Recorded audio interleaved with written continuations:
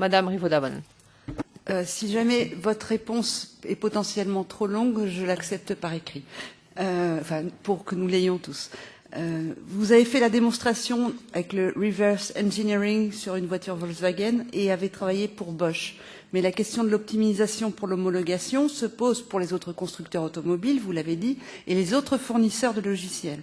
Pouvez-vous nous donner une vision d'ensemble des grands types de logiciels fraudeurs et indiquer lesquels, selon vous, sont les plus répandus? Quelles données avez-vous pour les autres constructeurs et fournisseurs ou quelles suspicions?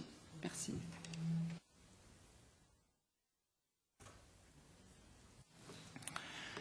I think Je crois qu'il y a deux aspects ici. D'abord, nous savons qu'il y a eu tromperie de façon qui est problématique du point de vue légal. Alors nous le savons grâce au système judiciaire américain et à Volkswagen, puisque c'est là-bas que Volkswagen a admis qu'ils ont triché. Mais à ma connaissance, ils ne l'ont pas fait pour l'Europe.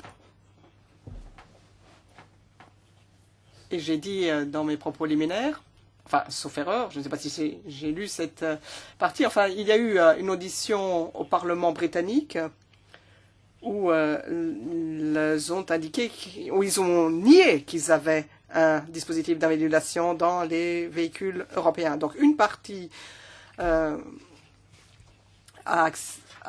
avoué et une autre non. Donc, on constate qu'il y a énormément de tricheurs, qu'il y a des fenêtres de température, de gens qui gonflent les pneus au niveau de quasi-explosion.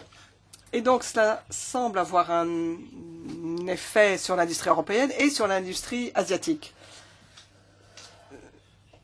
Mais vous avez des dispositifs qui ne sont pas des dispositifs d'invalidation et qui n'ont donc pas amené ceux qui ont construit ces véhicules à dire qu'ils avaient triché. Donc, on est dans une zone grise. Mais du point de vue réglementaire, il ne faudrait pas s'en soucier. Il ne faut pas se soucier de la façon dont ils ont triché. Ce qu'il faut faire, c'est s'assurer qu'ils ne vont pas tricher à l'avenir.